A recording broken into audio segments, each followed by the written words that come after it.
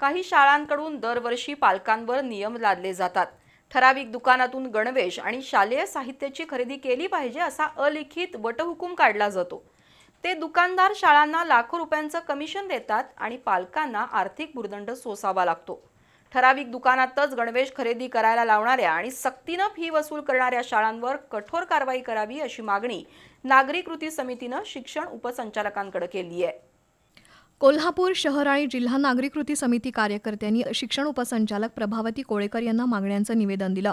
शासनाकडून अनुदान घेणाऱ्या अनेक प्राथमिक शाळांमध्ये दरवर्षी शैक्षणिक वर्षाच्या सुरुवातीला पालकांवर अन्याय होतो। ठराविक दुकानातून गणवेश खरेदी करण्याची सक्ती केली जाते तर विविध कारणावरून फी वसूल केली जाते। काही शाळा अजून सुरू झालेल्या नाहीत तोवर 2,500 रुपये फी द्या आणि देणगी म्हणून 5,000 रुपये भरा असे शाळेतून फोन येऊ लागलेत। त्याबद्दल चौकशी झाली पाहिजे अशी मागणी अशोक पवार यांनी केली। अनेक शाळांमधील 90% विद्यार्थी खासगी शिकवणीला जातात। याचा अर्थ लाखो रुपये पगार घेणारे शिक्षक शाळेत शिकवत नाहीत का अशी विचारणा करण्यात आली। होली क्रॉस प्रायमरी स्कूलमध्ये मुख्याध्यापक म्हणून कार्यरत असलेल्या वयोवृद्ध शिक्षिकेला शासनाची मान्यता आहे का याचीही चौकशी झाली पाहिजे असं रमेश मोरे यांनी म्हटलंय।